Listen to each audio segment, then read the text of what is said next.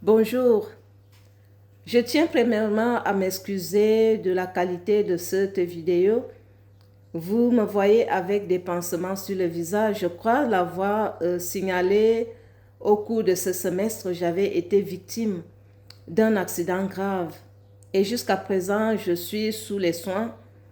Et c'est pourquoi parfois je faisais mes devoirs étant couché à l'hôpital ou bien avec de fortes douleurs étant chez moi. Je rends grâce à Dieu qui m'a préservé la vie et qui me permet d'être là et de réaliser cette vidéo. Bien sûr, j'ai encore beaucoup de limites physiquement, voire même psychologiquement. Mais le Seigneur qui m'a appelé me permet de parler et de ressortir ce que j'ai pu retenir pendant ce semestre au sujet du livre de Jérémie. L'étude de Jérémie a donc été très dense pour moi, mais aussi très enrichissante parce que j'ai tiré beaucoup de leçons. Mais ce qui nous intéresse ce matin et selon le thème du devoir, c'est la théologie du livre de Jérémie au sujet de l'homme et de Dieu. Ce que la Bible, le livre nous a fait comprendre, c'est premièrement de voir le caractère de Dieu vis-à-vis de l'homme. Le livre de Jérémie, sa théologie nous a amené à comprendre davantage le degré d'amour que Dieu a pour les hommes. Dieu est infiniment amour. Il est infiniment miséricordieux. Dieu est infiniment patient malgré nos égarements. Cela se vérifie dans le livre de Jérémie, même quand son peuple péchait, quand son peuple, le peuple d'Israël, violait ses lois, Dieu ne réagissait pas promptement parce qu'il est amour, il est patient. Mais aussi, le livre de Jérémie nous a amené à comprendre que Dieu aime établir la justice dans toutes les nations, dans la vie de ses élus. En allant encore plus loin, Dieu, à un moment, il s'est frappé. Sa colère s'abat souvent sur nous quand nous violons ses lois. Ça veut dire que Dieu peut arriver au terme, à un moment où il va dire « Je ne serai plus miséricordieux, je frappe ». L'étude du livre de Jérémie également nous a amené à comprendre que Dieu choisit les faibles, les ordinaires. Dieu peut utiliser n'importe qui, peut utiliser n'importe quelle nation pour accomplir ses œuvres. C'est ainsi qu'il a utilisé Jérémie qui était un jeune garçon.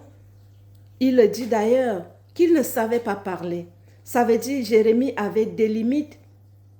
Mais malgré ses limites, Dieu savait qu'il avait ses limites, mais Dieu l'a choisi. Dieu l'a établi. Dieu l'a établi non seulement le prophète d'Israël, mais aussi le prophète des nations. Un prophète international pour accomplir sa mission. En nous aussi. D'ailleurs, nous avons vu dans le livre de Jérémie que les prophéties ne sont pas seulement pour les temps contemporains, mais les prophéties annoncées dans l'Ancien Testament nous concernent nous aussi, parce que nous pérennisons cette marche, cette cohorte des croyants et qui travaillent pour l'Éternel. Nous aussi, Dieu a certainement choisi au milieu de nous des faibles. Ne te focalise pas sur tes faiblesses, c'est ce que la Bible nous dit, nous fait comprendre que nous ne devons pas nous focaliser sur nos faiblesses parce que quand Dieu nous choisit, il nous investit de son autorité et de sa puissance. Il nous équipe pour que nous puissions accomplir sa mission et ses desseins. Le livre de Jérémie nous a également montré que Dieu aime tout le monde. Il est miséricordieux pour tout le monde. Mais nous qui gardons son alliance, Si quelqu'un s'élève contre nous, qu'il sache qu'il s'élève aussi contre Dieu lui-même. Cela s'est vérifié avec le peuple d'Israël, qui était son peuple, qui avait péché. La colère de Dieu s'est abattue sur ce peuple. Mais Dieu ne permet pas que quand il nous frappe, que les gens profitent de cette situation pour nous maltraiter. Ce que j'ai retenu également, ce qui concerne Dieu et nous, c'est que nous, les nations ou des personnes qui ont reçu la mission de Dieu, sont appelées à accomplir fidèlement cette mission. Nous avons vu les Moabites et les Ammonites étaient des personnes que Dieu a voulu utiliser à un moment pour accomplir ses desseins, même les Babyloniens. Mais au lieu d'accomplir cette mission avec la crainte de Dieu, avec l'humilité, ils étaient animés d'un sentiment d'autosuffisance, d'un sentiment d'orgueil, d'un sentiment d'excès d'influence, et Dieu ne l'a pas accepté.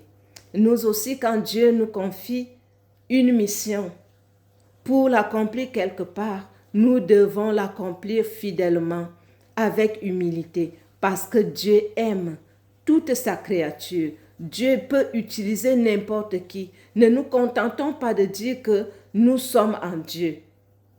Nous sommes croyants parce qu'il tient compte de tous ces détails. Comment nous accomplissons la mission qu'il nous a confiée. Dans le livre de Jérémie, les points sur lesquels nous pouvons conclure, c'est que Dieu est amour, Dieu est miséricordieux, Dieu est patient, mais il établit aussi la justice là où l'injustice veut dominer. Dieu qui est souverain, il choisit qui il veut pour accomplir ses desseins. Et nous, que Dieu utilise, nous sommes appelés à accomplir fidèlement sa mission, afin de ne pas être rejetés, afin de ne pas être tentés d'être animés d'orgueil, d'autosuffisance comme les Moabites et les Babyloniens et même les Ammonites qui étaient enflés d'orgueil, et Dieu n'a pas aimé leur attitude. Voilà ce que j'ai pu retenir et ce que j'ai pu rendre ce matin concernant la relation de Dieu et homme. Dieu veut que nous soyons fidèles. Dieu veut que nous accomplissions fidèlement la mission qu'il nous confie.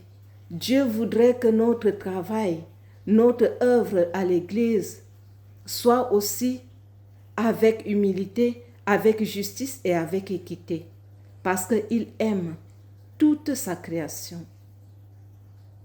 Merci de m'avoir suivi et merci de prendre en considération mes limites actuelles, physiques, psychologiques, je dirais même aussi mentales, parce que en ce moment, j'éprouve des migraines promptes et c'est très difficile. Je vous remercie.